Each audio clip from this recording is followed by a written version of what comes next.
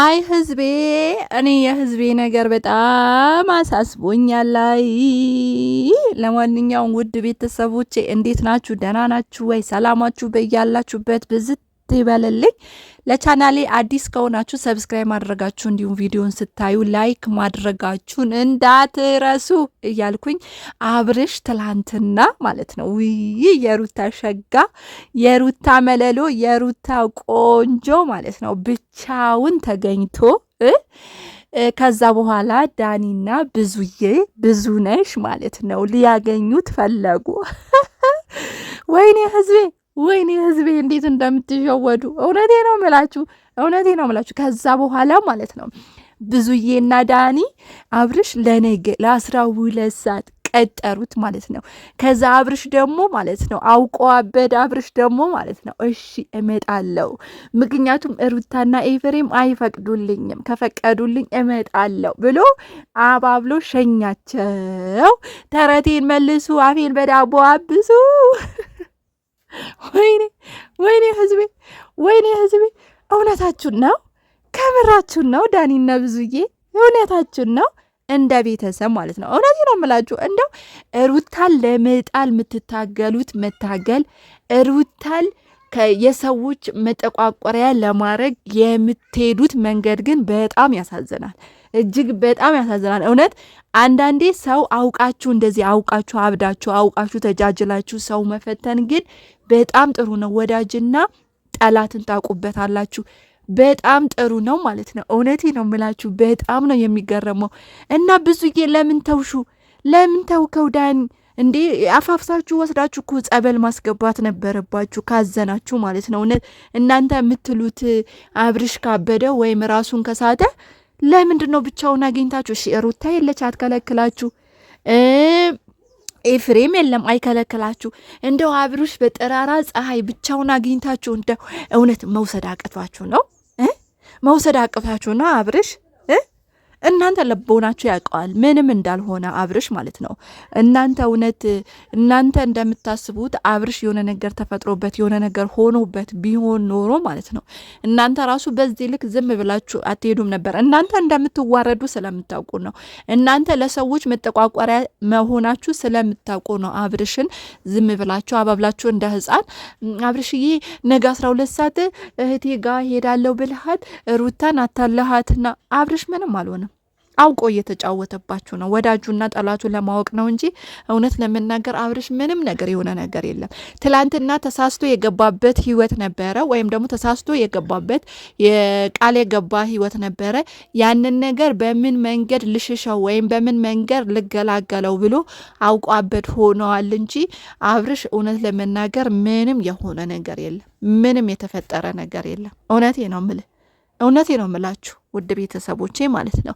ስለዚህ እናንተ ናችሁ አሁን እየተጃጃላችሁብን ያለ እኛ ላይ ማለት ነው። እውነቴ ነው የምላችሁ ደግሞ ማለት ነው። እንደው ሩታ እኔ እኮ የሩታ ነገር ያልገባችሁ፣ የሩታ ስማርትነት ያልገባችሁ፣ የሩታ ጉብዝና ያልገባችሁ ሰዎች በጣም ታሳዝኑኛላችሁ።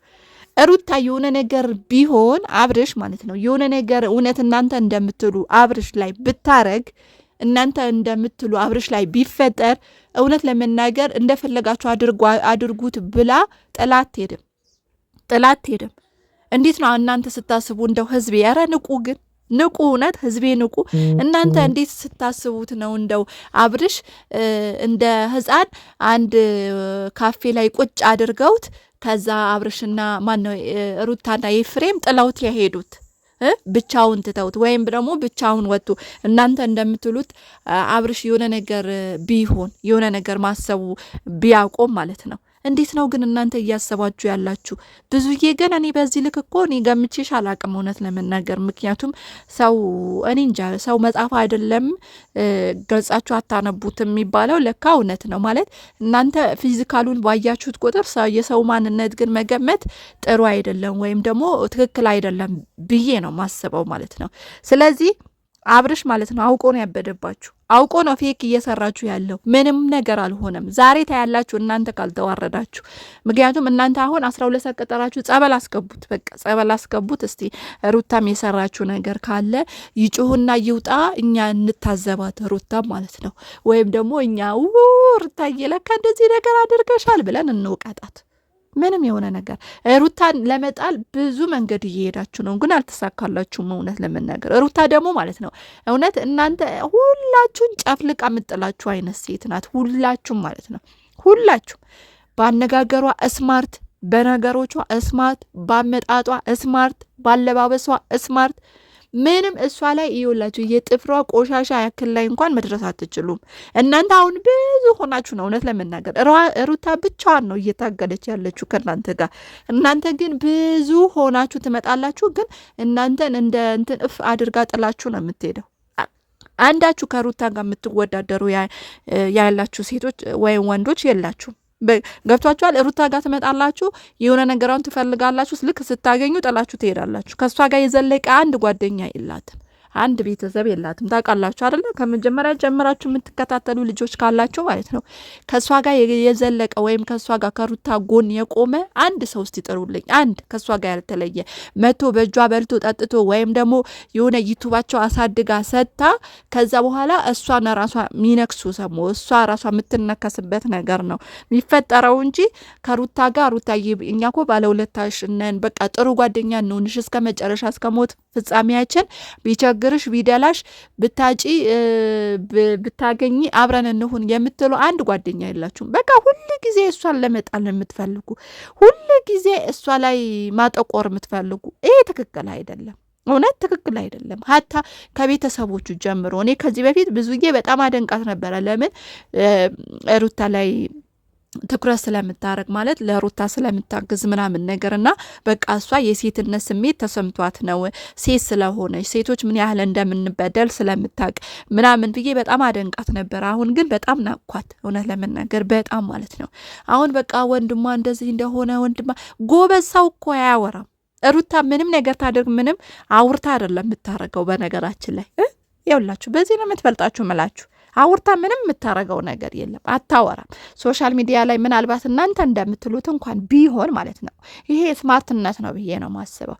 ቢሆን እንኳን ማለት ነው ለእናንተ አምጥታ አውርታ አይደለም። እናንተ ግን ምግባችሁ፣ ሚስጥራችሁ፣ ጓዳችሁ፣ ምናችሁ ሶሻል ሚዲያ ላይ ነው። በቃ እንደዚህ እያወራችሁ ነው እናንተ እየኖራችሁ ያላችሁ ማለት ነው። ስለዚህ አሁን ትላንትና አብርሽን አግኝታችሁት ነበረ። ለምንድን ነው ይዛችሁት አልሄዳችሁ? ሩታና ኤፍሬም ፈርታችሁ? እሺ ትላንትናሽ ከትላንት ወዳ እኛ ላይ ሰበብ የምታመጡ የነበረ እነሱ ከለከሉን፣ እነሱ በዙ ወጡ፣ እነሱ በዚህ ገቡ። ምንም እንደሌለበት ስለምታውቁ ነው አብርሽ ጥላችሁ ትሄዳችሁ። ሲጀመር አብርሽ የሚጃጃልላችሁ አውቆ ነው። ለማየት ያብቃችሁ። ነገ ማን እንደሚዋረድ ይታያል ማለት ነው። አውቆ ነው። በቃ ህይወቱን ይፈልገዋል። ይህን ህይወት ነው የተመቸው።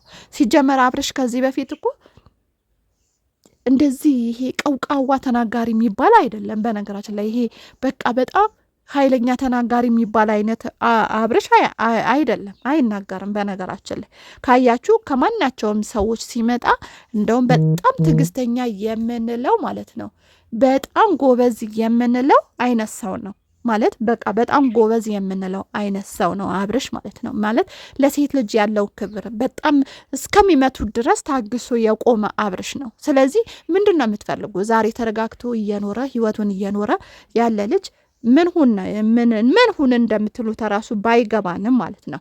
ሆኖም ሩታ የኛ ስማርት ማለት ነው። እናንተ አሁን ሩታ እንደው አውቃ ይሄድ እንደው አብርሽ እንዳንተ ምን እንደምታረጉ ምን እንደምትፈልጉ ታውቃለች። ሩታ በገዛ ፍቃዷ እየፈቀደችላችሁ ነው። የፈለጋችሁን ነገር አድርጉ። ከፈለጋችሁ ጸበሉ ሰዱት፣ ከፈለጋችሁ የሆነ ቦታ፣ ከፈለጋችሁ ሕክምና፣ ከፈለጋችሁ የአይምሮ እንትን የፈለጋችሁ ቦታ እንድትወስዱ ብላ ነው አውቃን የለቀቀችላችሁ። ሲጀመር እናንተ እሱን መሳደዱ አትመጡም ብላ ነው? አታገኝም ብላ ነው?